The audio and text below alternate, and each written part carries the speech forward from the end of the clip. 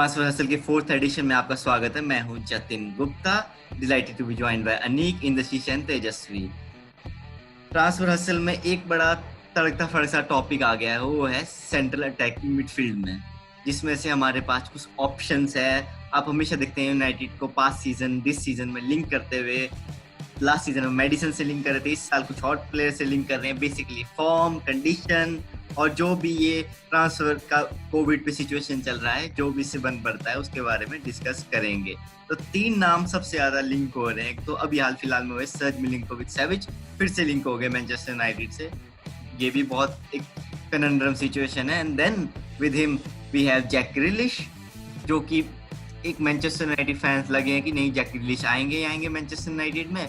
और फिर इनके साथ है हमारे डोनी वैन डी वीक, जो कि एक दूसरा यूरोपियन एपिटाइट अपने साथ लेके आते हैं। इन्हीं सब चीज़ों की डिस्कस करने के लिए हम आज 4 मैन यूनाइटेड फैंस जुड़े हैं। सबसे पहले इंद्रशीष, आप कैसे देखते हैं ये जो मैनचेस्टर यूनाइटेड का ट्रांसफर पॉइंट है, पर्टिकुलरली सेंट्रल अटैकिंग मिडफील्ड में, जिसमें मिलिंकोविच-साविच, डोनी वैन डी वीक और आपके पास जैक ग्रिलिश है ऑप्शंस में?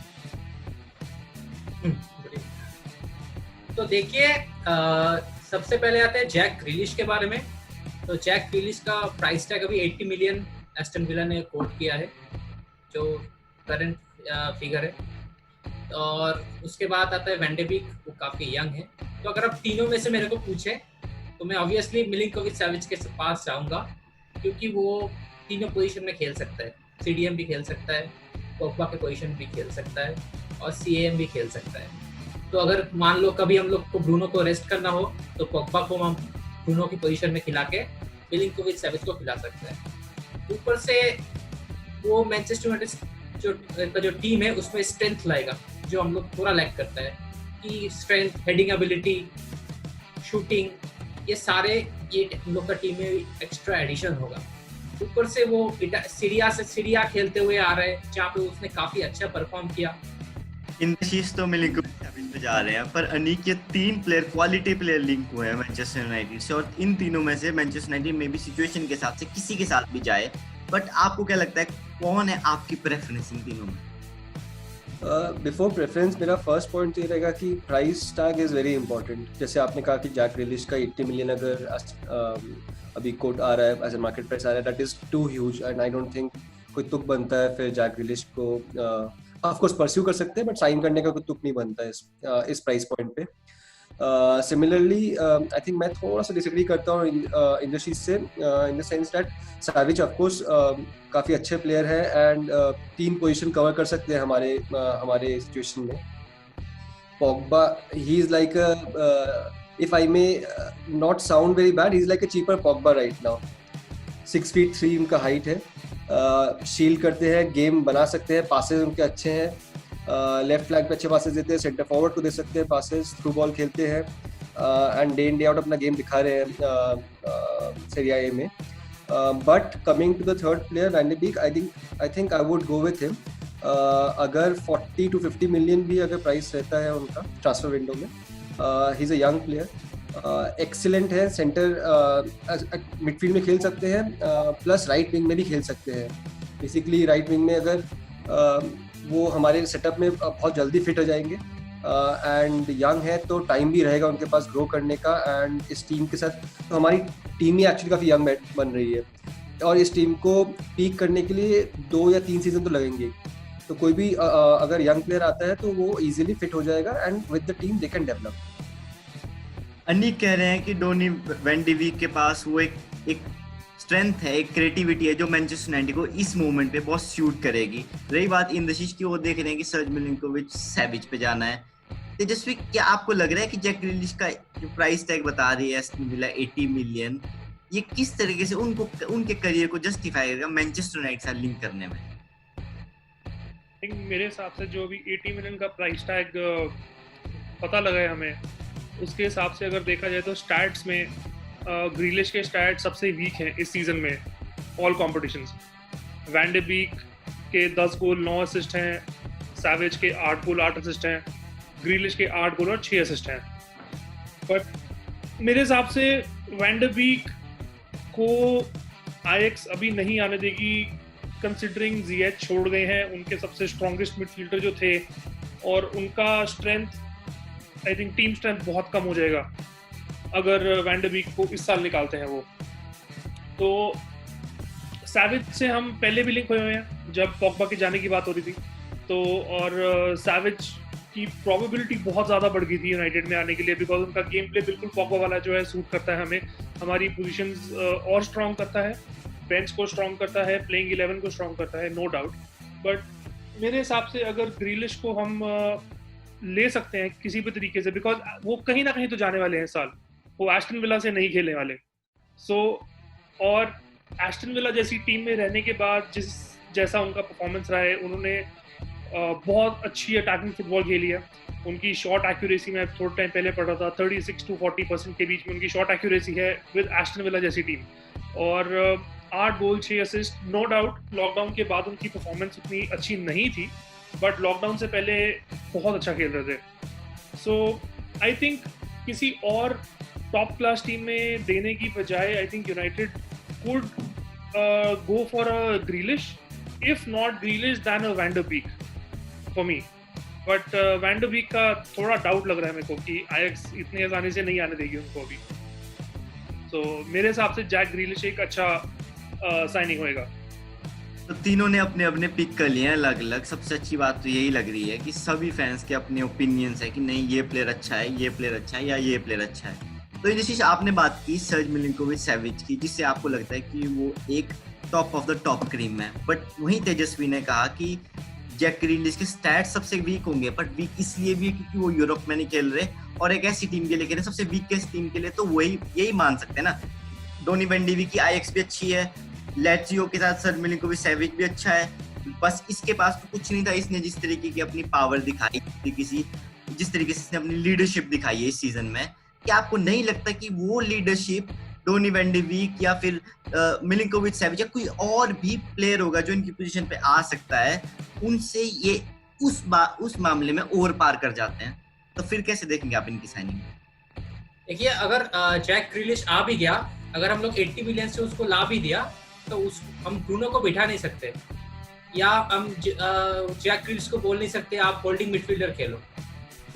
उसको अगर उसको खिलाना है तो अटैकिंग मिड खिलाना है, या हम लोग को फॉर्मेशन चेंज करना है। जो हम लोग को 3 स्ट्राइकर्स आगे था उसको एक बिठा के 4 मिडफील्डर्स करना है। तो अगर हम लोग ये सिचुएशन में खेले तो हम लोग को किसी को चाहिए जो होल्डिंग मिडफील्ड कर सके या डिफेंसिव मिडफील्ड खेल सके।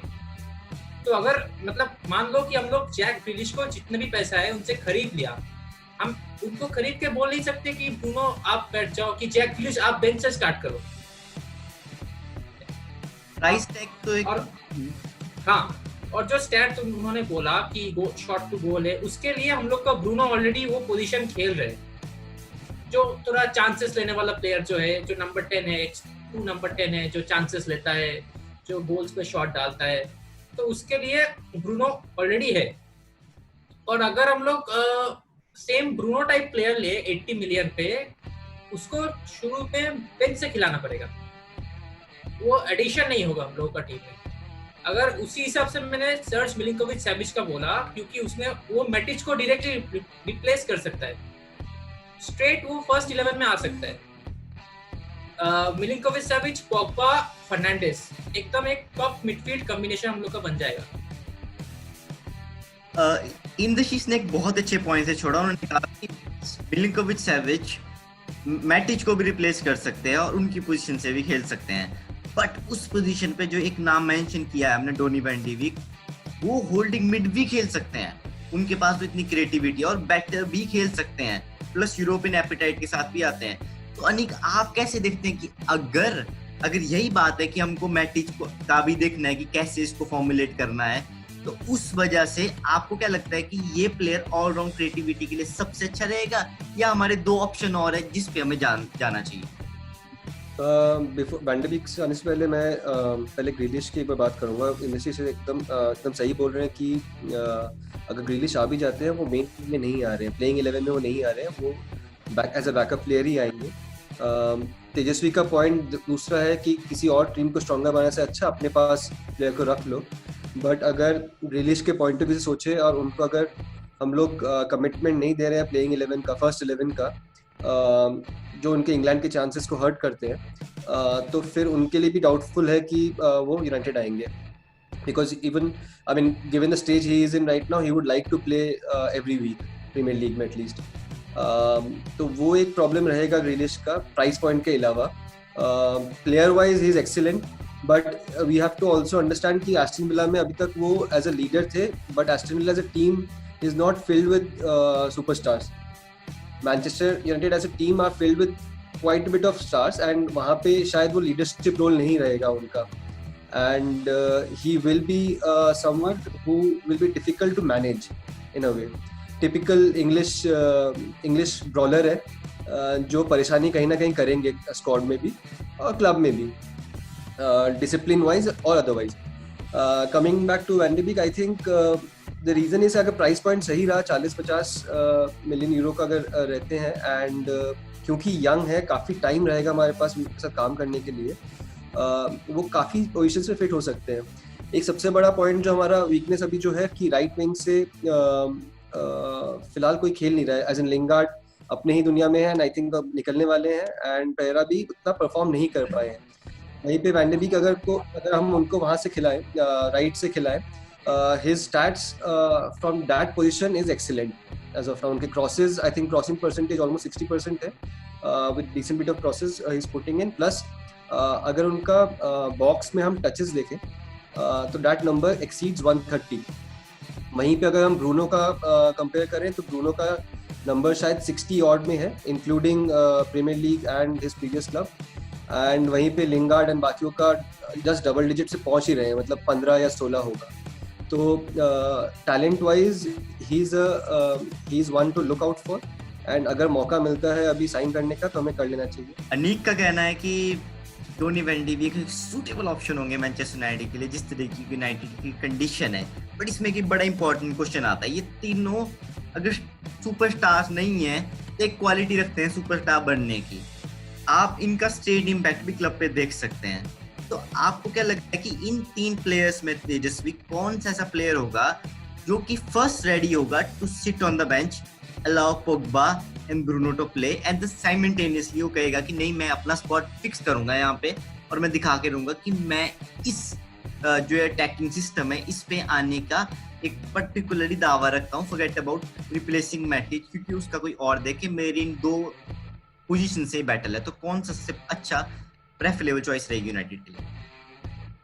मेरे ख्याल से बेंच पे जाने के लिए तो डायरेक्ट बेंच पे जाने के लिए कोई भी रेडी नहीं होगा, बिकॉज तीनों ही प्लेयर्स अपनी टीम के लिए बहुत मेजर पार्ट प्ले करते हैं और तीनों ही यंग हैं। किसी में कोई एज की कोई एज सच प्रॉब्लम नहीं है, बिकॉज ग्रीलिश आई थिंक 25 के हो जाएंगे जब प्रीमियर लीग सीजन स्टार्ट होएगा अगला, सैविज 26 के हो जाएंगे फेब में, और वैन डी बीक 24 के होंगे अप्रैल में।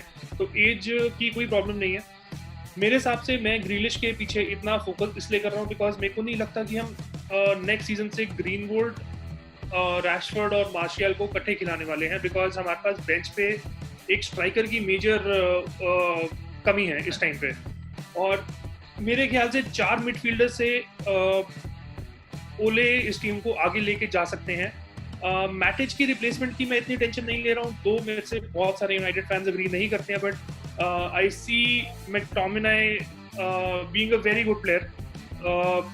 आई थिंक बहुत लोग भूल जाते हैं जो ब्रूनो के आने से पहले अगर हम कुछ कर भी रहे थे, कहीं से भी कर रहे थे, कुछ भी कर रहे थे, तो मैकटोमिनाई और फ्रेड ये दो ऐसे प्लेयर थे जो अकेले ही यूनाइटेड को वहां तक लेके गए हैं, और बाकी किसी ने कुछ खास परफॉर्मेंस नहीं करी है उन 4-5 महीनों में। सो मैटिच की रिप्लेसमेंट का मेरे को इतना वो नहीं है। आई थिंक बेंच स्ट्रेंथ हमें जरूरी और करनी पड़ेगी, बिकॉज अगर तीनों स्ट्राइकर्स में से कोई एक 80th 70th मिनट पे चेंज करना भी हुआ है स्ट्राइकिंग प्रोग्राम आगे जाके, तो वो हमारे पास बेंच पे कोई नहीं है। तो आई सी अ चेंज इन फॉर्मेशन, आई सी हमारा मिडफील्ड और स्ट्रॉन्ग होता हुआ, और एक अच्छी, बिकॉज हम अभी तक काउंटर अटैक खेलते थे तो हमें पेस की बहुत जरूरत थी, बट आई थिंक जैसे जैसे अगर हम ग्रीलिश साइन कर लेते तो हमारा मिडफील्ड बहुत ज़्यादा स्ट्रॉन्ग हो जाएगा, और उससे एक स्ट्राइकर हमारा फ्री हो जाएगा, हमारी कप गेम्स इजी हो जाएंगी। नो डाउट अगला सीजन फिर थोड़ा शॉर्ट पीरियड ऑफ टाइम में ख़त्म होएगा, रन ऑफ गेम ज़्यादा होंगी, चैम्पियंस लीग भी हमारे लिए आ जाएगी। सो आई थिंक ग्रीलिश मेरे हिसाब से एक काफी अच्छी स्ट्रेंथ देंगे टीम को। तो सभी इसमें हाँ इसमें मैं ऐड करना चाहूँगा, अगर वैन डे बीक भी आते हैं तो आई थिंक हम तब भी एक को खाली तब भी छोड़ सकते हैं। हम ग्रीनवुड को लेफ्ट से खिला सकते हैं and Rashford can still sit down and then come as a replacement, क्योंकि मार्शल को गोइंग फॉरवर्ड ज़्यादा चांसेस मिलने वाले हैं फॉर श्योर। जैसा उन्होंने अपना टेम्परमेंट दिखाया है towards the end of the season, he is our main guy until unless we sign some striker, out and out striker. So I'll still go with Van de Beek. चलिए, ये जो 3 midfielders है, अगर इसमें हम एक एक पिक करना है सभी को, तो जल्दी जल्दी एक एक पिक करना है कि अगर आपको किसी भी कंडीशन से देखा जाए एस्टन विला के 80 मिलियन के प्राइस टैग को थोड़ा, चलो मैं रियलिस्टिक पे आते हैं, 40 45 50 बोलते हैं, तो तीनों में से कौन कौन से देखोगे कि एक एक को चूज करना है स्टार्टिंग में? नहीं, first priority van de Beek, अगर नहीं आए तो फिर Grealish. Indrashish? First priority Savic, अगर नहीं आए तो I will go for Grealish. Tejaswi? I think first priority Grealish, और अगर ग्रीलिश नहीं आते हैं तो van de Beek. Aston Villa के ओनर्स वेल्थी हैं, ये भी मानने वाली बात है, तो देखा जाएगा कि ये क्या पता इस वजह से कि वो प्रीमियर लीग में सस्टेन करेंगे इसलिए ये प्राइस अप हो गया, या हाइप्ड अप सिचुएशन है, ये भी बहुत इंपॉर्टेंट सिचुएशन लाएगी जैक ग्रिलिश के यूनाइटेड आने या ना आने में, क्योंकि 40-50 मिलियन सभी जानते हैं कि ये रियलिस्टिक प्राइस है जो कि जैक ग्रिलिश को सूट भी करता है मैनचेस्टर यूनाइटेड आने में। इससे ज्यादा शायद खर्च करना भी मुश्किल हो जाएगा, क्योंकि लिए अगर इससे ज्यादा खर्च करने की बात हुई तो फिर आप जेडन सैंचो पे इतना वेस्ट तो नहीं, इतना इन्वेस्ट करोगे कि देखने की जरूरत ही नहीं, एक सोच भी नहीं सकते कि किसी पे 80 मिलियन भी खर्च सकें आप, तो वो भी एक बहुत ही बड़ी बात होगी, जिसमें एक छोटी सी किरण आती है डोनी वैन डी वीक की, जो दिखाती है कि नहीं, हम 40 मिलियन में भी अवेलेबल हैं। सर्ज मिलिंकोविच भी तो 2 सीजन पहले 70 से 80 मिलियन पाउंड में भी लिंक हो रहे थे, और जिस तरीके से लेट्सियो, मैं अपना पर्सनल ओपिनियन रखा, जिस तरीके से लेट्सियो सिचुएशन रखता है ना कि इस प्लेयर को साइन नहीं करना, इस प्लेयर को साइन नहीं करना, वो एक ऑल टुगेदर टफ सिचुएशन बना देते किसी भी यूरोपियन क्लब के लिए, क्योंकि उनके प्लेयर को खींच के अपने क्लब में ला सके। Aneek, Indrashish, Tejaswi, thank you for joining yet another edition of transfer hustle. Let's hope कि मैनचेस्टर यूनाइटेड बेस्ट पिक करे, क्योंकि ये जो समर ट्रांसफर विंडो है, इस पे कुछ ना ऊपर नीचे तो होता ही रहेगा प्राइस टैग।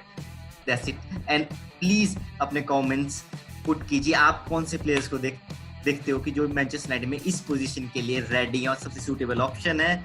आप हमारी वीडियो को लाइक कीजिए, शेयर कीजिए, और हैव योर से in the comment section below, और हमारे चैनल को सब्सक्राइब हमेशा करिएगा, पहली बार करिएगा, अगर नहीं किया है तो करिएगा जरूर, क्योंकि ताकि अगली बार आए तो लिंक नोटिफिकेशन बटन भी दबा देना, ताकि अगली बार हम लाइव आए या जब भी हम अपने शोज लेके आए तो आपको पता लग जाए कि हम आ रहे हैं। Thank you very much.